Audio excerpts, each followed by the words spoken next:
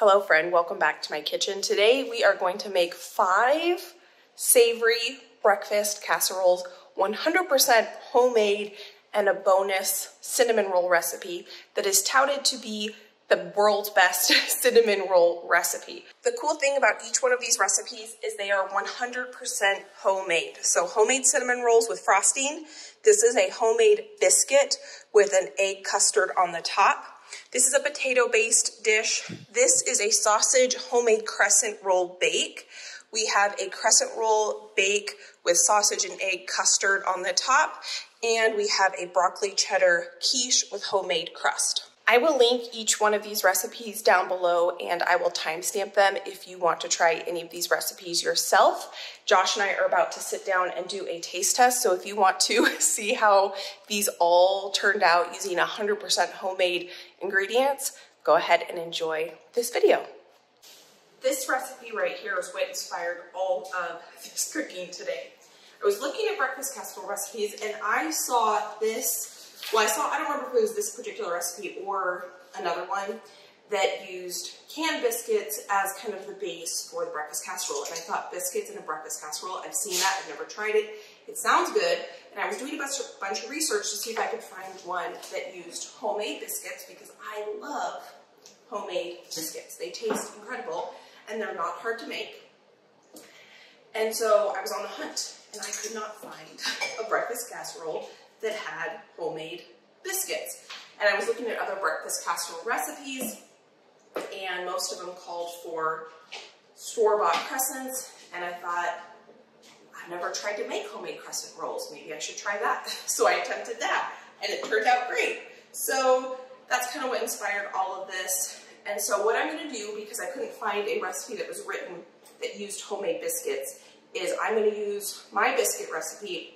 And this recipe that I found gave notes on how to use homemade biscuits, and it said you had to pre-bake the biscuits before you put the filling on the top, like we've been doing with some of the other recipes. So that's easy enough. I can do that, so that's what we're gonna do. So in here, I have flour, 2 cups of all-purpose flour. I'm gonna add baking powder. Normally I would add a little bit of baking soda, but I'm out of baking soda up here, so I'm just gonna add a little bit of extra baking powder here, and that will be just fine. Mix that together. I'm gonna add a pinch of salt. And what I should have done first is actually make my buttermilk. You can use homemade buttermilk like I'm gonna do here, or you could use actual buttermilk, but I rarely have actual buttermilk on hand. So I wrote this recipe the way that I normally make it, which is with a little bit of lemon juice and some milk, and I let that sit for just a minute. So we're gonna let that sit and acidify while I cut in my butter. And I'm not sure how much biscuit dough we're gonna need. This recipe calls for, I will link the one that I'm being inspired by down below, but if this turns out well, then I will write it up as I make it as well, so there'll be both recipes down there. I'm not sure if I need half of a biscuit recipe or a whole one, so I'm just making a whole biscuit recipe because it calls for 1 16-ounce tube of biscuits. I'm gonna put my butter in there, and my pastry knife is in the oven. No, it's not. My pastry knife is in the dishwasher. So I'm gonna use a fork, and I probably will end up actually getting in there with my hands maybe. And I'm gonna cut this butter into this biscuit dough.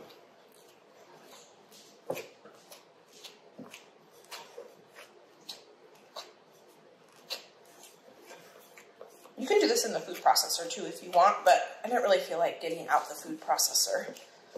I thought this bowl would do it just fine. So there's still some pretty good sized chunks of butter in here. I'm gonna get in here with my hand just a little bit to break those up, just a touch. I still want big pieces, but I don't want a ton of them. Okay, that's good there. Now I've let this sit for a couple minutes. I'm I'm gonna pour it in there. You can see how it's kind of thickened up a little bit. I'm gonna mix this in. I probably shouldn't have added all of that because biscuit dough, just like most doughs, you want to add as little as possible. So I normally start with a little less and add more as needed. Yeah, I think that's pretty soft, but I think it'll be okay. So I like to use a fork when making biscuits because then I'm not getting in there with my hands and melting the butter too much. That feels good. You don't want to overmix it. I'm going to roll this out on my cutting board. I'm going to add some flour. Add our dough. It's pretty soft. And now what I want to do is laminate this so it's super flaky. So I'm just going to fold it on top of itself. I'm not kneading it. I'm literally folding it and pressing, folding it and pressing. And it's okay if there's a little flour that's going between the layers. That will help create really nice flaky biscuits. And that's probably good. So now what I'm going to do is roll this out, and this is the part I'm making up with you all because the recipe doesn't say what to do here. The recipe just says start with a thing of canned biscuits and layer your baking dish. But we are going to just take, I don't know how long that took me, maybe less than 5 minutes to throw that biscuit dough together. I don't want it super thick because this is going to be the base of our casserole. So a little on the wet side. I'm going to put a little flour on there, fold it over. These are definitely a little thinner than when I make biscuits to have biscuits. I'm going to use this enamel cast iron to bake this casserole in, but if you have a 9x13, go ahead and use that. I am just running out of my baking dishes. And you definitely, I'm turning, I shouldn't be turning, I should be pressing and doing like that. And that's how you're going to get the good layers. When you twist, it actually seals those edges and you don't get as good of layers. I did that with that one, but that's okay. So it looks like one recipe is going to be the perfect amount for this. You know what I'm going to do? I think I'm just going to put one big biscuit because we're going to cut this and no one's going to know. So I'm going to go ahead and just kind of fill in the holes here. You could probably just throw this whole biscuit thing at the bottom of your baking dish and not cut it. But to get those layers, it really does help if you kind of cut the edge a little bit. Filling in the gaps, using all of our pastry. No one's gonna see this part, so it doesn't matter what it looks like. Yummy. Okay, in the oven, we're gonna par bake this. The recipe does not say how long to par bake homemade biscuits for, so it is 137 right now. I'll probably do that for about 5, maybe 4 minutes. I want to quickly make the filling to go on top of those biscuits, and I have completely run out of milk. My milk is supposed to be delivered today, but we are under a severe weather warning that's supposed to start very soon. It's actually started snowing, so I'm not sure if we're going to get our milk. So I just used some cream, and I think that'll be fine. I got a shell in there I want to get out. So to this, it's really simple ingredients that we've been working with this whole time. We have eggs, milk, or in this case, heavy cream, sausage. Again, you could substitute veggies for the meat if you wanted. You could substitute a different protein if you wanted. Use whatever kind of cheese you want. I'm going to use sharp cheddar again. I'm going to add pepper, of course, pinch of salt. We're going to mix this together. My biscuits have been in there for about 6 minutes, and so I want to get this on top of those as soon as I can get this mixed up. Peppers and onions in this would be really good. Spinach, if you like spinach. Mushrooms. Swiss cheese. I love Swiss cheese in breakfast bakes. And I didn't use that at all today.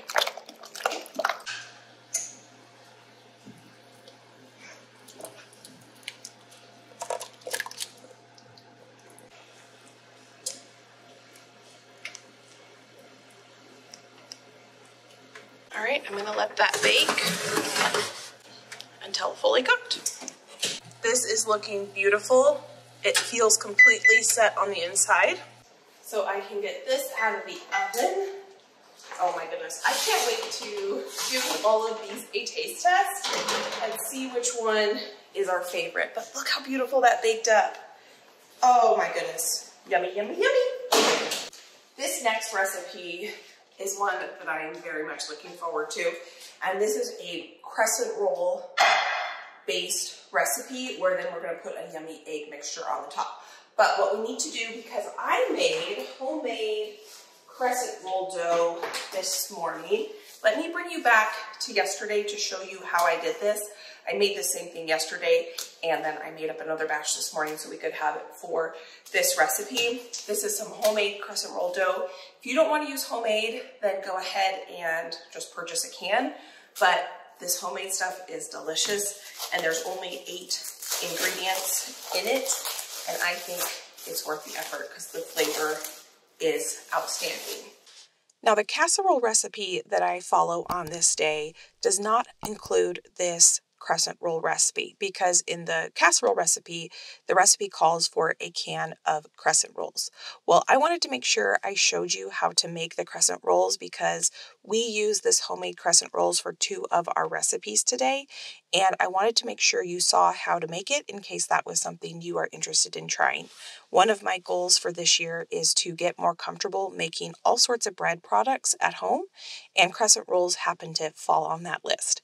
So this is how you make it. It's a little bit different than making other yeasted recipes, and the technique is very unique. So to all-purpose flour in this bowl, I just added salt, and I'm going to add yeast.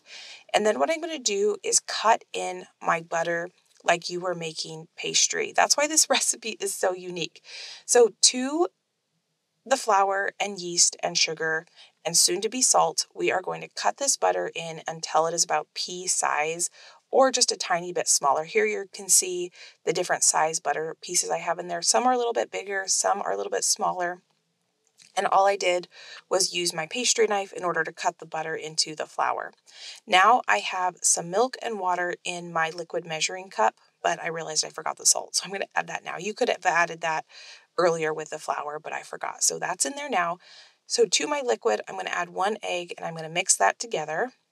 I don't always do this step where I mix the egg together, but because this is a recipe where you're going to see we're going to mix this in pretty quickly, it is important, I think, to actually mix the egg in with the liquids so that you get a nice even mix on that. Now I'm going to pour that into my dry ingredients, and I am going to mix that together. And I'm going to stir this together until it comes together really well, and then I do end up kneading it a few times, not like I'm making bread or anything like that, just 6 times, maybe 7 times to get it all together. Because this is a yeasted recipe, I can work it a little bit more than I can a pie pastry, but I still kind of want to be a little bit on the gentle side. So here you can see me just kneading it a few times. And then I'm going to wrap this in plastic wrap and refrigerate it for 30 minutes. And then I am going to do 4 to 5 sets of folds on this to get this laminated. So you're going to see I'm going to take this out of the fridge. I had already done it once here at this point. I'm going to roll this out, fold it in thirds, refrigerate it for about 15-30 minutes, roll it out, fold it into thirds, refrigerate it, and do that process 3 to 4 times, the recipe says. And then we basically have our own homemade crescent roll dough, and you can use it just like you would any can of crescent roll dough, whether that is the crescent shape, or if you buy the crescent roll dough in a tube where it is not perforated. This is basically what we have here. So we're going to take this out of the fridge, roll it out, and use it just like you would any crescent recipe. So that's how easy it was to make the dough. We only need 8 ounces of this crescent roll dough, and I'm not sure how much exactly that is, so I'm going to take a second here to grab my scale out and weigh this.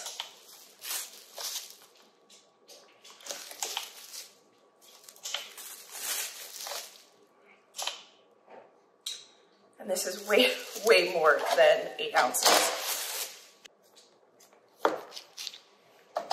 That is perfect right there. So what I'm gonna do is roll this out to fit in this 9 by 13 baking dish. And I need this dough to rise a little bit because this is a yeasted dough, but you saw how that was made. So it's kind of like a hybrid between a pastry and a yeasted dough. It's gonna take me just a second here. Let's check it for size. So I got a little bit more to go.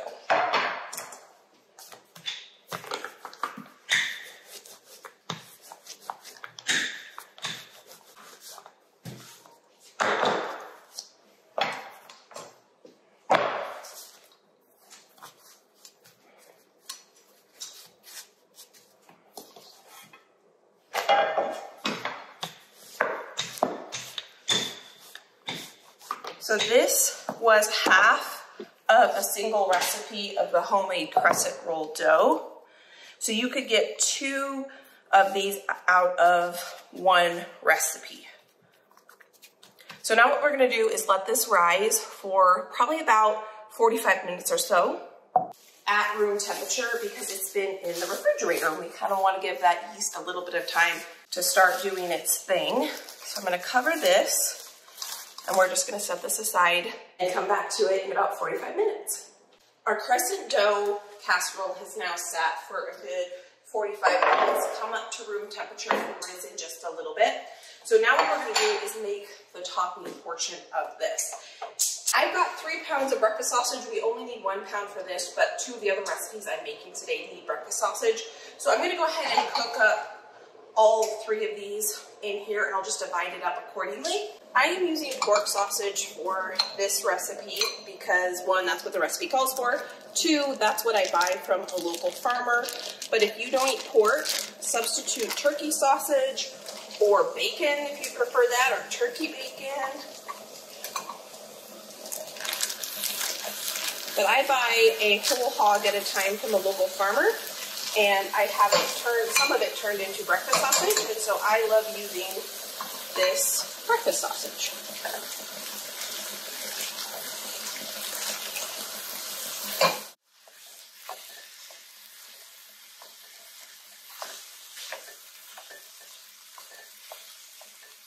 While my sausage was cooking, I took a second to clean my kitchen, get my dishwasher loaded, because we're doing a lot of cooking today, and I have already created a lot of dishes. But this is ready for the next step. We need to pre-bake this. So I went ahead and I turned my oven down to 375, and this only needs to pre-bake for 5 minutes. So while my sausage is getting browned, it is brown right now, but I want it to get caramelized. I'm gonna go ahead and just whip up the filling portion, or the egg custard portion of this, and this is gonna come together so quickly. It's actually gonna come together quicker than I think our crescent dough is going to bake. I did this backwards. I'm going to put 8 eggs into this bowl. This is the bowl I've just been using for all these recipes today. I've just been rinsing it out between recipes. These are beautiful, beautiful eggs. And this is super simple. This filling is mostly just eggs, a good amount of cheese. Again, use whatever kind of cheese you like. I used a sharp cheddar because that's what I keep on hand. Some garlic powder, good amount of pepper. Gonna sound like a broken record here. 1 1/4 cup of milk. That was 1. And that's 1/4, maybe a little bit more, but that's okay. And that right there is everything minus our sausage that's still browning.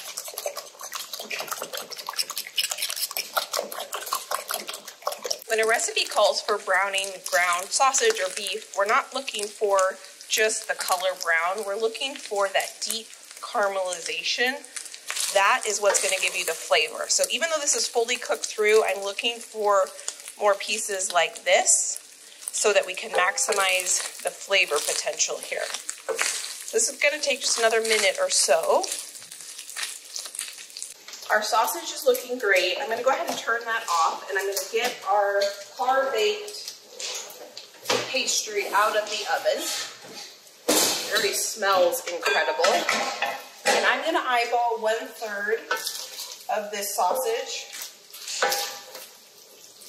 I'm going to sprinkle this over the top.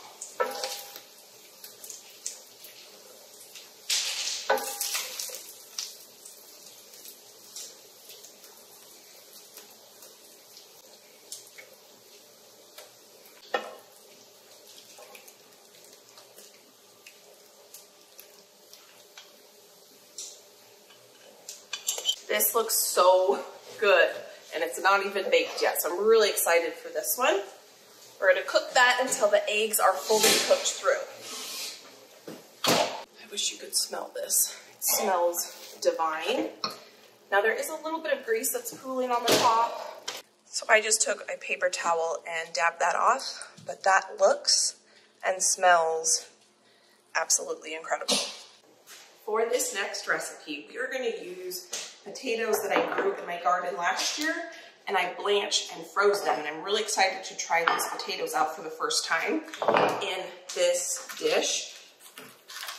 The base of this dish is potatoes, and it calls for about 1 pound of potatoes. I just weighed that out to see what 1 pound of potatoes is, and that is this package. And we're actually going to cook these potatoes first. The recipe calls for fresh potatoes, but I don't have fresh potatoes. I have these pre-frozen ones that have been pre-blanched, but they're not cooked all the way through. And I probably should have thawed them out a little bit before attempting to use them. This is my first time I'm using these potatoes. I might have to pop them in the microwave for just a second. I had these in the microwave just for about 2 minutes, because I'm not looking to cook them in the microwave. I just wanted them to be loose so that we can roast them. And we are going to pre-cook these so that the potatoes are fully cooked in the casserole. So I've got some yummy olive oil here I'm going to put on here. I'm going to season them with some pepper and salt and garlic powder. And the recipe said that I'm following for this to do this in a separate baking dish and then transfer it to your casserole dish. Since I am using a oven-safe casserole dish, I figured I might as well roast my potatoes and make my casserole all in one. This already smells incredible, and all it is potatoes, salt, garlic, and oil. And I have Yukon Golds in here and russets, because that's what I grew in my garden, and I just kind of mixed them all together. And I think that will be just fine. These potatoes are going to pre-roast in the oven for probably about 15 to 20 minutes or so. So while these are cooking, we're going to cook the veggie mixture. Now this casserole has no bacon or sausage or anything like that. It's more of a vegetarian base. There's going to be eggs and cheese in it. But if you wanted to add sausage or bacon or whatever type of protein you would like other than eggs and cheese, then go ahead and do that right now. But I'm going to keep this one with no sausage and eggs in it because we have a couple other ones that we're making today that have sausage in them. And sometimes it's nice to have kind of a veggie dish for breakfast. So here I have some olive oil in my pan, and I'm going to use last year's garden produce in this. So we're using our potatoes, our green onions, and our peppers. Two of my favorite things to have as a convenience item in my freezer. These happen to be homegrown, but you can also buy frozen onions and peppers in the store. Now you can't eat these fresh, obviously, but if you're gonna cook them, you can't even tell the difference, and it's a huge time-saving convenience to have. I'm using red onions because that's what I have stocked in my freezer, but you can use white onions.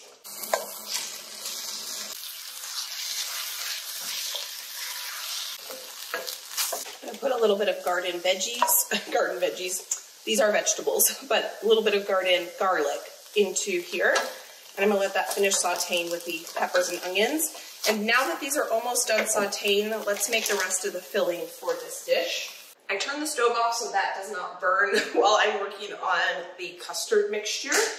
And this is gonna come together so quick. I'm actually going to put in my milk first so that I can put my eggshells in here. And Josh just came in here and got himself some breakfast. He reheated one of the breakfast sandwiches we made together recently as meal prep, and he said it smells incredible in here, and I have to agree. I'm already smelling the potatoes, and I can smell the peppers and onions really strongly, which is amazing. And I think I'm just gonna go like this. I'm gonna put my 1 cup of milk in my bowl, and I'm gonna go ahead and crack my eggs right into this bowl. And luckily, I have not had a shortage of eggs because I've been buying my eggs from a local farmer. I buy my milk from a local farmer, and I can get eggs through them as well. And so they haven't raised their prices either, which has been really nice. My chickens are not really laying right now. I get maybe 3 eggs a week. So not nothing, but not enough to sustain the amount of cooking we do around here. And I have been looking at ordering some more chickens for this spring, which has been really exciting. I have not gotten any new chickens in this coming spring. It'll be 5 years, so that'll be fun. My chickens turn 5 this year. These eggs will actually go to my chickens. Eggshells are almost 100% calcium, and you need to supplement with calcium in the form of either giving them eggshells back or oyster shells. And so I just give them the eggshells back, and I don't bake them or powder them. I just throw them in their coop and they eat them. So to this milk and egg mixture, I'm going to add some garlic powder, pepper, salt, and cheese. Now this recipe calls for putting spinach in as well, but I am just going to do the peppers and onions because that's what I have. And I think peppers and onions and cheese and eggs along with the potatoes will be a really delicious mixture. The nice thing about something like this dish is I would enjoy eating this as breakfast meal prep or dinner or even lunch. If I had one of these made up in my fridge, we would definitely eat this for breakfast, lunch, or dinner. I kind of want to get all those eggs whisked up and mixed up before I add my peppers and onions. I'm just going to let my peppers and onions cool down just a little bit so they don't cook my eggs. And if you wanted to make this even easier on yourself, you could go ahead and use frozen hash browns that don't need to be pre-cooked. I'm going to just stir these eggs while I add these peppers and onions and garlic so it doesn't cook my eggs before it goes into the oven.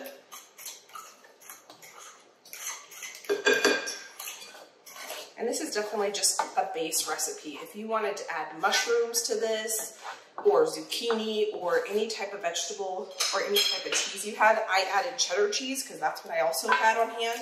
But if you like Swiss cheese, or Colby Jack, Monterey Jack, just use whatever you have in your house. You don't need to go out and buy anything special for a recipe like this.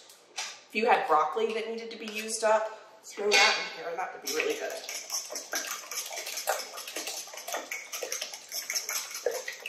Because I want to make sure my potatoes are fully cooked, I'm going to check them real quick before we add this mixture to our potatoes. Let's see, I'm going to stab them with a fork. Oh yeah, those are soft and they have some pretty color to them.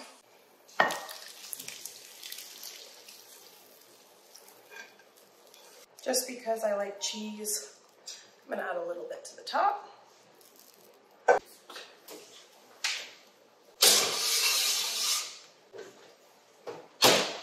Oh my goodness, my friend, this smells so good. And if you don't want to make pie crust, this would be a perfect option because it's kind of like a quiche, but it has potatoes in it.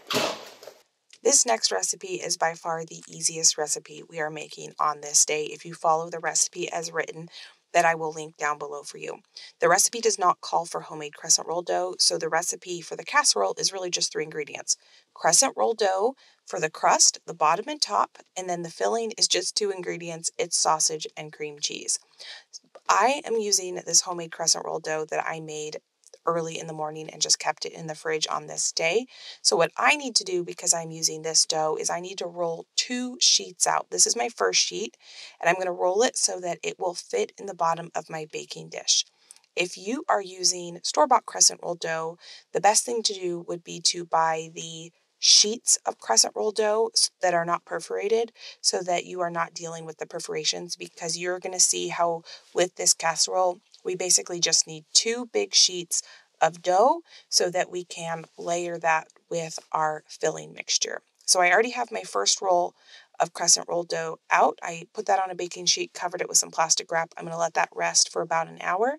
I'm going to get my second one rolled out. I'm going to cover it, let it rest for about an hour, and then we are going to make our filling, which really could not be any easier. I just cooked up 1 pound of sausage here. This is a breakfast sausage. Now to that, we are going to add in 1 block of cream cheese. And we're going to use the residual heat from this pan to melt this cream cheese. I do have the stove off at this point, but it'll only take a minute for this cream cheese to soften and work its way into this sausage. While this is continually to warm up and melt, I'm going to prepare our baking dish. I am so excited to finally try this recipe because I have wanted to try this for so long, but I had never attempted at that point to make homemade crescent dough, and now that I've made it, I'm really excited to try this recipe with homemade crescent dough. Now normally this would make more sense to do in a rectangle baking dish, but I am running out of those and I have this one. So I am going to put this upside down on this crescent dough, and I need to cut it. I'm going to press down. Maybe I could just do it that way. Yep. I have a pair of cooking shears here I can use just to cut around here. I don't really want to use a knife on my baking sheets.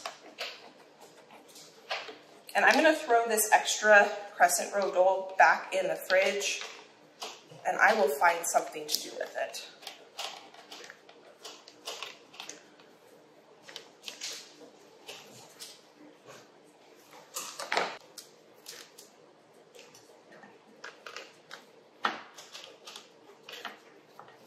I got my sausage and cream cheese mixture all mixed together. We're going to put this in here. I think what would be really good in this too would be some green onions. That would kind of give a little bit of brightness to this. This is going to be really, really rich.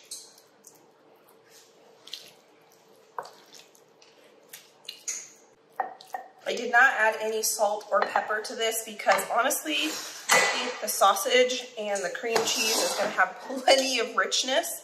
So I think that's going to be delicious just like that. We're going to pop our pastry on the top, and that is done. You could probably put an egg wash on this, but I'm not going to. I was going back and forth whether I should put an egg wash on this, but I think there's enough butter in this that it will brown up really beautifully. And I think I'm just going to stick it in here with another casserole I have in here. Get both of them in here. These are both of our homemade crescent casseroles in the oven baking now. This looks pretty close to being done to me, but I want to go ahead and take its temperature just to be sure. I do not like undercooked dough, and we are at basically 199.6. I'm going to call that done. And that looks incredible. I'm glad I didn't egg wash it because I think it browned up beautifully without an egg wash on it. Broccoli cheddar quiche is next on the menu, and I have some pre-made pie crust here. I almost always keep homemade pie crust in my freezer because it lasts for a long time in the freezer and it tastes delicious. If you've never had homemade pie crust, it is amazing. Let me bring you back to another time I made this so I can show you just how easy it is to make pie crust. And I am going to get this rolled out while I show you how to do that. Pie crust has the reputation for being kind of a tricky thing to make. And there are a couple things that will make it a little bit easier. And let me go through those things that will help you be successful when making pie dough if you are new to making it. Now, the ingredients are simple. It's flour, salt, a little bit of sugar, which is optional, and butter and ice water if you can consider that an ingredient. In my food processor, I'm going to add the dry ingredients and my chopped up very, very cold butter. And then I am going to make sure that the butter is about pea size. If using a food processor, you want to make sure the butter is a little bit on the larger size before you add the water, because when you add the water and you blend it in the food processor, the butter chunks will continue to get smaller. And so making sure the butter is bigger before adding your ice cold water will help ensure that you still have some good sized butter chunks in your pastry. So one key when working with pie dough to have success is ice water, ice cold butter, and making sure you keep your butter fairly substantial size, because you actually want those butter chunks in the pastry when you roll it out, so that when you put the pastry in the oven, the water that's in the butter evaporates and it causes the flour in between the butter to puff up, and that's how you get flaky pastry.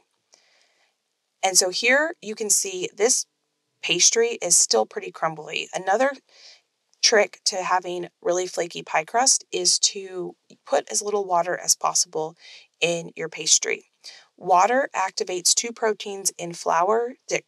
When they're in the presence of water, those two proteins come together and create gluten. Gluten is the backbone of yeast breads, and that's what gives you that good chew and structure, and that's what allows the airiness in yeasted breads. But when it comes to pastry, gluten is your enemy.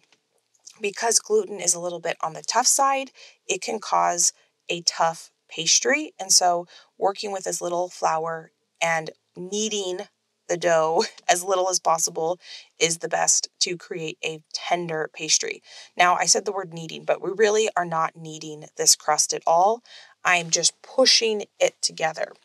And then one other trick is, if your pastry is still not coming together all the way, either wrap it in plastic wrap like I am here, or parchment paper like I'm going to do in just a second, and press down on your pastry into the sides of the plastic wrap and into the sides of the parchment paper, and that will help everything come together. So I never once kneaded this pastry. I used pressure to kind of get the crumbly bits into one piece of dough. You can make this into a disc at this point, or a rectangle. It really depends on what I'm making, what shape I put it in, and then I refrigerate it. You can freeze pastry just like this once you wrap it up. Put it in the refrigerator overnight, and then you have homemade pastry whenever you want it. I love trying to keep a little bit of pie crust always made in my freezer. So into my pie pan this goes. You can make a fancy design if you want, whatever makes you happy. But I think what I'm going to do today is something pretty simple, and I'm just going to cut the edge off. This was some pastry that I made for a Christmas dessert, and that's why it was kind of a square shape instead of round. But if I'm prepping pie crust for the freezer for quiche or pie, I usually freeze it in a disc shape. Clean the edge there. And we are going to blind bake this. So what I'm going to do is take a piece of parchment paper, put this on the inside with some baking beads. You can use beans if you want. I'm going to put some of those up on the edge there. We're going to bake this at 400 on a baking dish for about 10 minutes. And that's just going to ensure that our pastry is fully cooked. You don't have to do that step. Sometimes I do, sometimes I don't. A lot of times I don't if I'm just making a quick quiche for my family. But to ensure that the crust is cooked all the way through, you do want to blind bake it. You could save this pastry. I'm going to go ahead and toss it, and we are going to make our filling. So basically by the time our filling is made, we can put it into our quiche.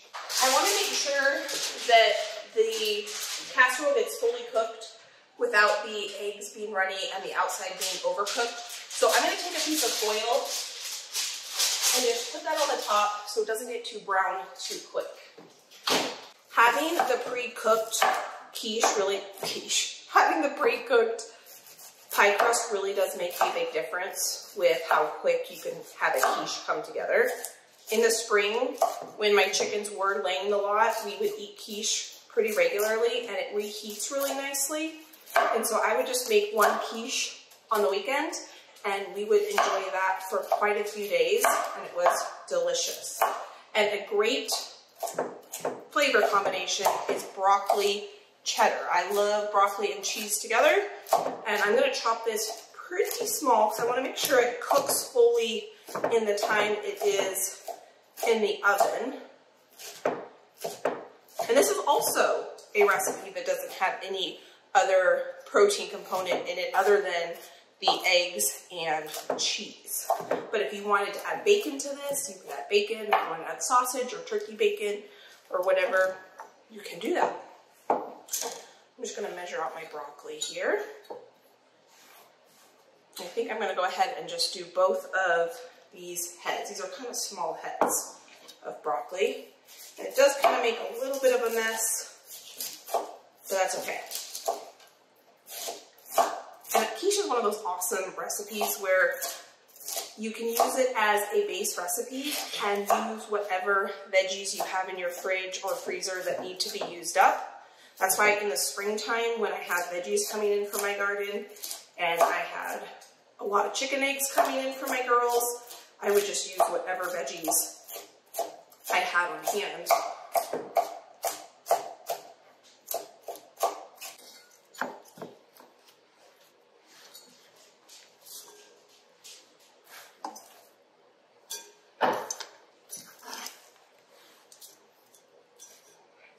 Now we need to season this up, so I'm going to start with salt. And I love black pepper with cheddar and broccoli, so a good amount of that.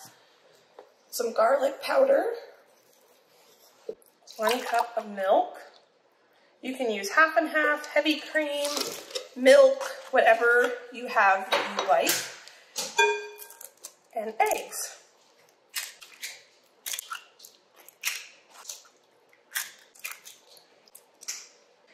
And last but certainly not least, a good amount of cheddar cheese.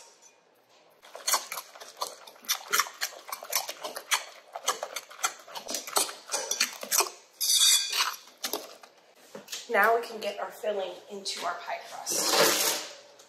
I'm just going to do that right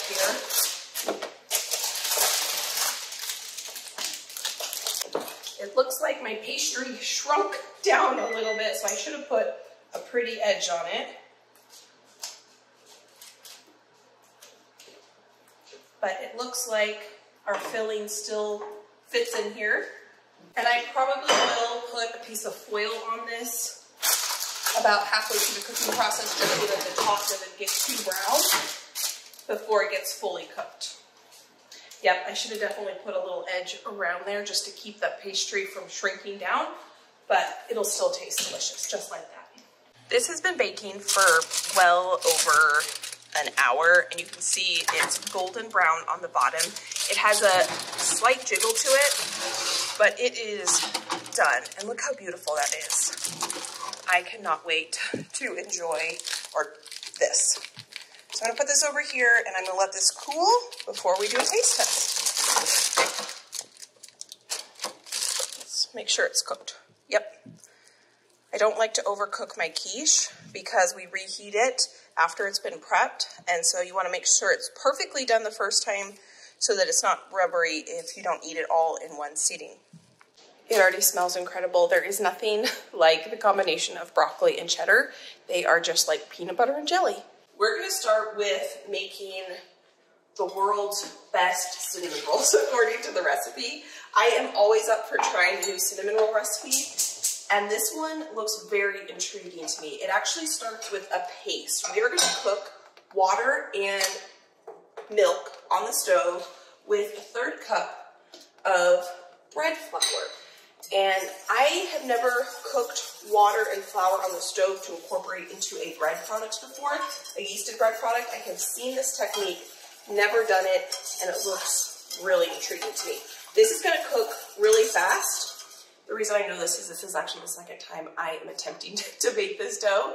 I've already tried this once. I had a huge salt spill on the floor and I forgot the sugar and I could not get that sugar to knead into the dough. So we're gonna try it again. So I'm actually gonna stand here and watch this cook, and then we're gonna make our bread dough. So right now it just looks like a liquid, but in about 30 seconds to a minute, this is gonna turn into a paste. I'm gonna go ahead and turn the stove off and just keep whisking this until this paste forms and there's no lumps.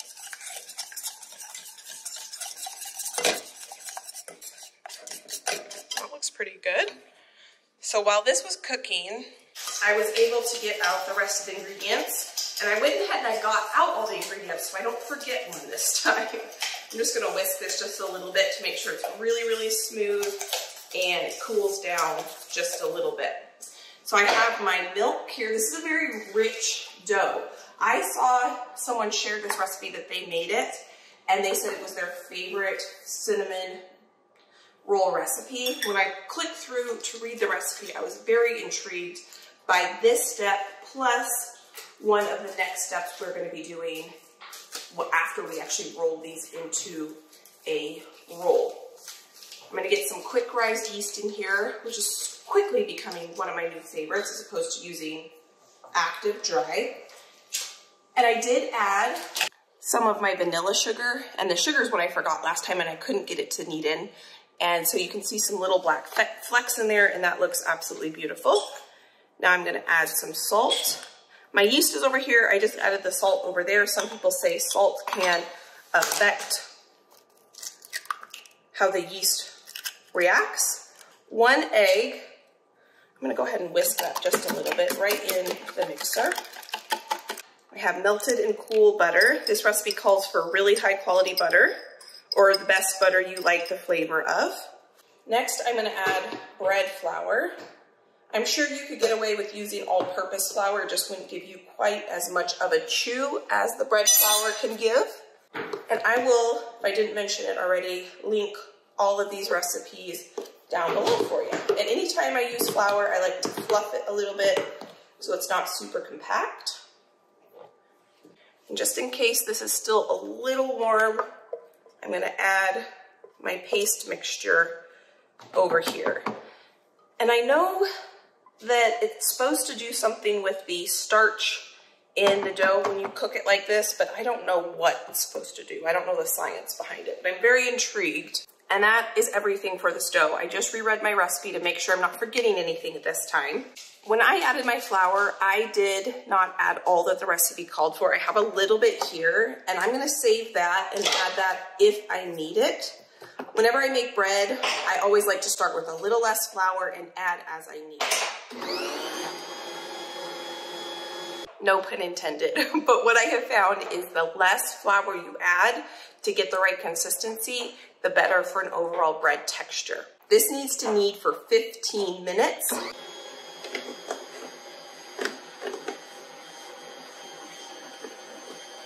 This has not been kneading very long, but I can already tell that I don't think I'm gonna need all of this flour.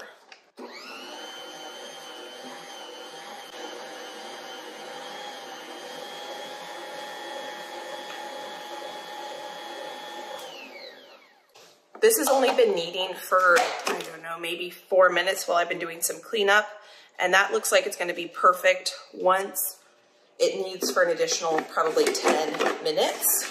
It is a bummer that I had to waste one whole batch of dough. That doesn't happen very often, but when it does, it's worth just starting over. You can learn from your mistakes and keep on keeping on, because my dough did not look like this my first time around.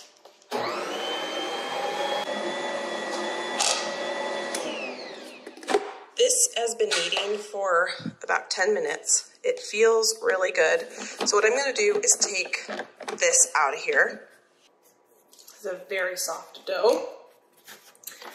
And all I'm gonna do is knead this a couple times on the counter. And that little bit of hand kneading really has this dough just come together in a perfect, beautiful ball. And I don't want to get another bowl dirty, so I'm going to take this dough, and you can actually see the little vanilla flakes in there, which is pretty incredible. And I'm going to plop it in my mixer with the lid on to keep it from drying out. And we're going to let this rise for about an hour to 2. Our world's best cinnamon roll dough is ready to be shaped, and I'm so excited about these. The dough is absolutely beautiful and soft. I have 2 prepared baking dishes here. I am going to be gifting the majority of these cinnamon rolls to my sister-in-law. So I grabbed out a foil pan. I'm also running out of baking dishes, so we are going to bake some of these in a foil pan. This dough is soft and just slightly sticky, so I actually am going to put down a little bit of flour, not too much. I am going to need to pull out a rolling pin and roll this out. It says we need to roll this into a triangle that is approximately, actually not approximately, she says pull a ruler out. So precisely 24 by 15. And we're already at, so I love this silicone mat because I don't need to get a ruler out. We're already at 23 inches, so I don't need to make it any wider. Or, yeah, wider, just longer. I have my butter softened. The bigger or the longer you make it this way, the more rounds there will be swirls in your cinnamon rolls. The longer you make it this way, the more cinnamon rolls you'll be able to get.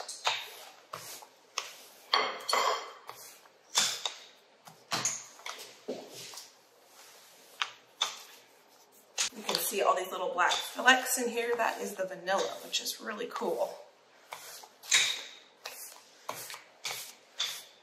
When I make cinnamon rolls, I do not like to work with completely melted butter. I like it to be this consistency. I find it a lot easier to manage. So I put this in the microwave from cold butter. It was refrigerator butter. And I microwaved it for about 10 seconds or so. I'm just going to try to leave a little edge here so I can pinch the edges closed.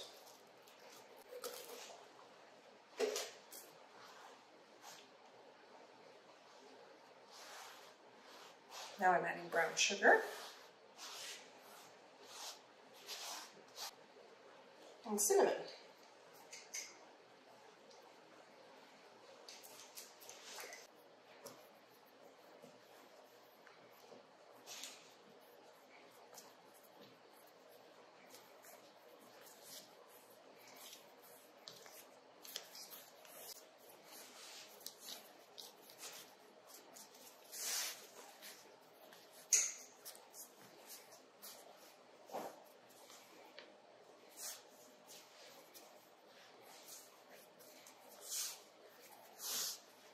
There are lots of ways you can cut cinnamon rolls. My favorite way is to carefully get this roll of dough onto a cutting board, put it seam side down, and use a serrated knife.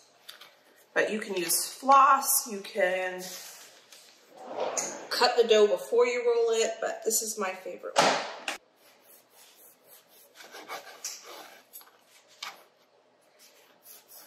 You can even take your knife and put it in some flour, and that helps too.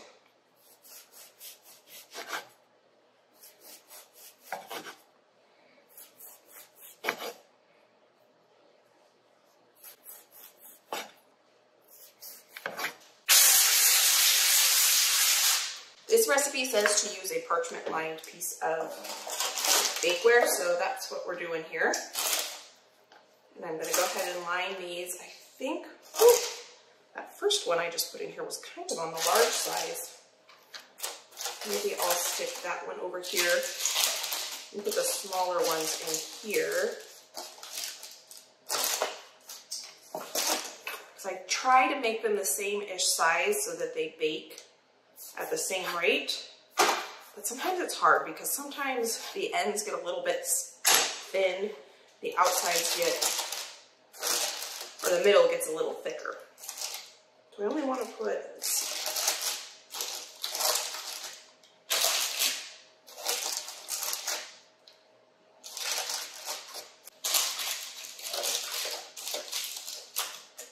okay, we have 2 pans here, and now what we're supposed to do is let these rise for a while. I do want to cover them with a little bit of plastic. We're probably going to let these rise for 45 minutes to an hour, and then we have one more thing we're going to add to them before we bake them, and that's some heated heavy cream, which I think is going to be amazing. I'm going to reuse this piece of parchment paper.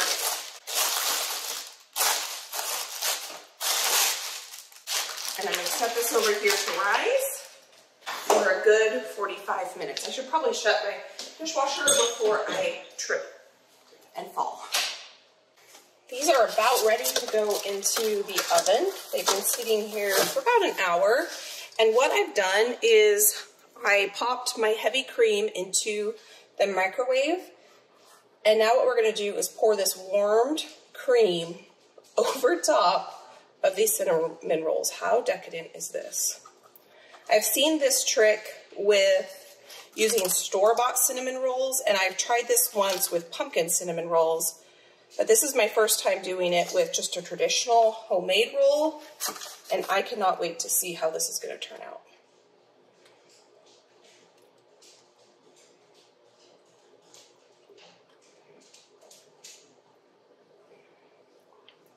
Okay, beautiful.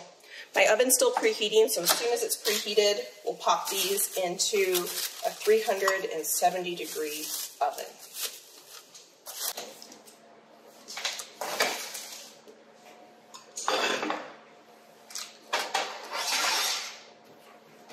I feel like baking, once you learn the trick of taking the temperature of baked goods, is almost like cheating, because now I know these are fully cooked. It's only been in the last year or so that I started taking the temperature of my bread, and it is a game changer. I have definitely served raw, uncooked cinnamon rolls on Christmas, which is a huge bummer. So we're gonna let those cool, and then we're gonna frost them with a cream cheese frosting. But I just realized I am completely out of powdered sugar, so I am going to be calling my neighbor, who usually comes in handy when things like this happen, and she will be enjoying some hot cinnamon. Well, no, she will not be enjoying those hot cinnamon rolls because I just, shoot. Oh man, those were beautiful. I just broke my dish and dropped that on the floor, but I have plenty here. Those are the ones we were gonna taste test. I guess we'll just dig into this. But anyway, I still don't have powdered sugar, so I'm going to text her and see if she has powdered sugar so I can make the cream cheese frosting. Luckily, I had 2 pans because if I had dropped, I should probably set that down. Walk away. If I had dropped the whole pan of all the cinnamon rolls, that would have been devastating. Now I gotta clean up a sticky mess. These cinnamon rolls have been giving me a run for my money. First, I had to make the dough twice because I totally messed up the dough. Now, it's okay. It happens. This is real life around here. For some reason, the universe does not want me to make these cinnamon rolls. Maybe, I don't know, because driving to my neighbor's house to go get this powdered sugar was interesting. It's been snowing on and off all morning, and it's super, super cold, and the snow is super, super fine, and so it's just blowing all over, and it's blown onto my driveway that I couldn't see, part of my driveway that I couldn't see. So I didn't think it was gonna be that big of a deal to drive down there, but it was kind of interesting. Josh is going to get the snowplow out. The actual main road's totally fine. But just how our driveway is and how our neighbor's property is and how the trees and everything, the snow just blows right up onto our driveway, and I wasn't expecting that. So it's quite the adventure that I just went on to get the powdered sugar. And Josh is gonna have quite the adventure plowing it, because we are gonna be dropping off a lot of these goodies to people this afternoon, so we need our driveway clear so we can safely get in and out of our driveway. So here, for this really simple frosting, I just put some cream cheese in there, some butter, mix that, vanilla, a lot of vanilla. These have now cooled enough that I can safely put a frosting on them. You all talked me into it. I asked you last time I was baking if I should get a hand mixer, and the resounding answer was yes. So I am going to order the cordless one that you all recommended, the KitchenAid one, and I'm really excited about that, because I would have definitely used that for this frosting if I had it. Get all that beautiful butter out of there. Again, I'm using a high quality butter here, the recipe says to, so that you get that beautiful butter flavor in the frosting.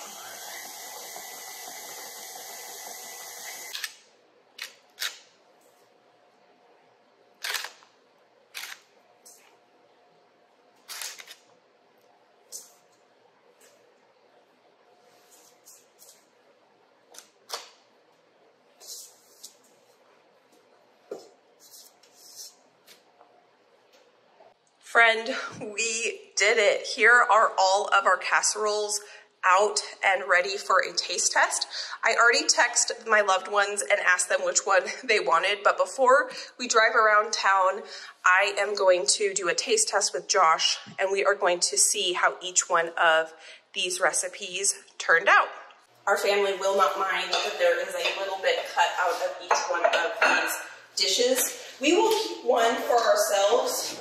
I'm just going to cut a little bit out of each one, because at this point we're just doing a taste test. Oh, the crescent roll bake cooked up beautifully. Pre-cooking that really made a difference on that, I think. This one is one I am the most excited about, I think.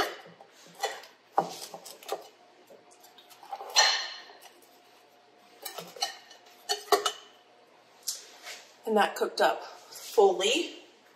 Nothing is more disappointing when cooking to me than raw dough. Look at that, yum. I'm curious to see how the biscuit one turned out too.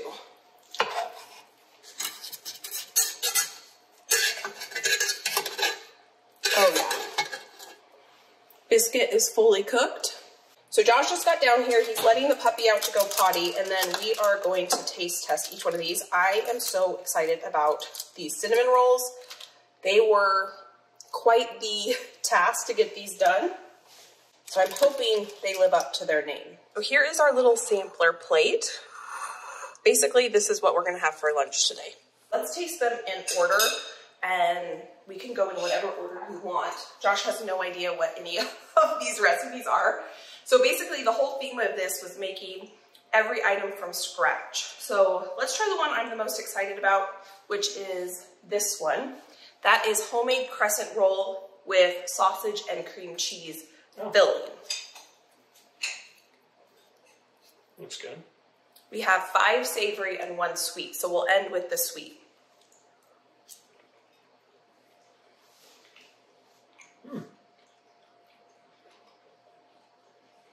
I took too big of a bite. That's really good. That was really good.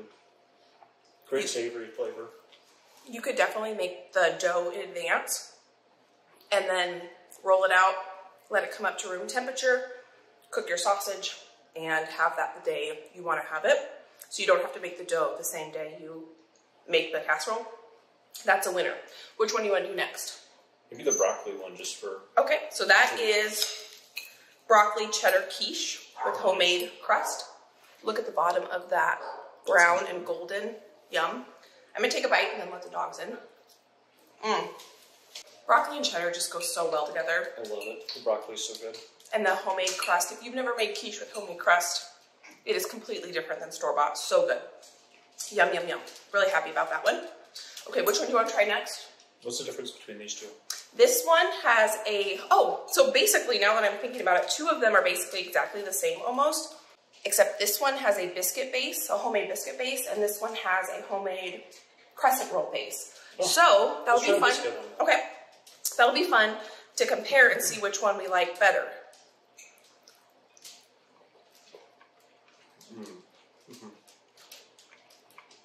It's really good. That's gonna be hard to eat. That is almost like a biscuit sandwich flavor, texture, but in casserole form.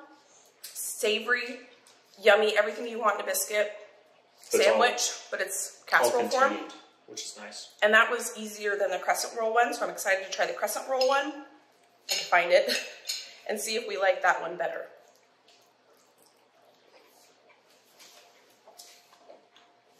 That's good too.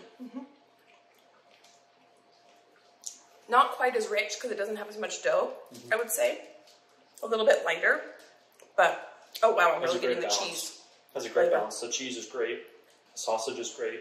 Do you have a preference on which one you like better? I think they're the same. So if this one's easier. It is easier. The biscuit one is easier. Okay, I was going to take a second bite. It's so good, but I'm going to wait. So let's try the potato one. Okay. So this one is a vegetarian one, and it's our own homegrown potatoes. Nice. And onions and peppers. This is what I was smelling when I came in earlier. The onions and peppers are awesome. That's really good. That's just a classic potato, onion, pepper casserole. A lot of good garlic flavor in there, and a lot of pepper flavor. The peppers are great. Yeah, the homegrown peppers really are very flavorful.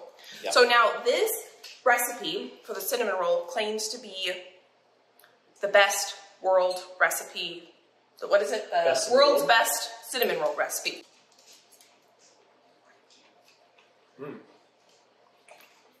Great texture. It's not gritty. Not dry. It's like a chew. The frosting is amazing. Cream cheesy. I would say that's a pretty good cinnamon roll. It's a pretty good cinnamon roll. There's no like grit. No. Everything's really well incorporated. Yeah, sometimes if you put too much sugar, then the sugar doesn't melt in the oven. You're kind of chewing through it. Yep. And it's not dry. Cinnamon rolls sometimes are dry, and I do not like a dry cinnamon roll. I would make that again for Christmas. I usually make the Pioneer Woman cinnamon roll dough, and then I change the filling. But that's Christmas Day worthy, birthday worthy. That's the one to do. Oh, you like that one better? Yeah, I think that's great. Oh, well, there you go. It lives up to its name. Yeah. Awesome. So I'm going to sit down and finish eating this because this is going to be our lunch. And then we are going to package some of these up, drive over town to drop these off. And my neighbor is most definitely getting quite a few of these cinnamon rolls because she came to the rescue with the powdered sugar. Josh was wondering where I went earlier because he saw me drive and come back. I didn't have powdered sugar. That makes sense. Yeah. So friend, again, these recipes will be linked down below for you if you want to make any of these yourself. I think make all of them again. I don't think there's one of them that, do you have like a favorite? I guess you should probably rate them. It's hard to rank because they're different. Yeah. They're all good though. They all have their merits. I don't think there's one of them that I was like, I don't like that.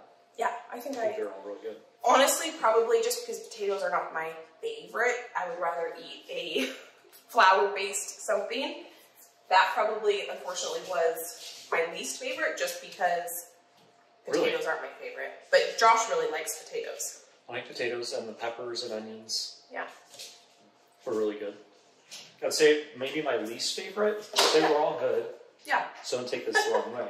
I won't be offended. This one, probably, I mean, it didn't. Oh, really? Most of them are very savory and like they feel very like fulfilling and satisfying. Okay. This one has more carbs and bread it's just to it, like so rich. It's a little bit more floofy, I guess. Oh, really? Okay. Like, I would have trouble eating as much of that. Yeah, because it is, I think it's just basically crescent roll dough, Yeah. cream cheese, and meat. There's no like egg to balance it or veggie or anything like that. Exactly. Awesome. Well, friend, thank you so much for being here. We now have a new Christmas morning cinnamon roll recipe that is going to be our go-to.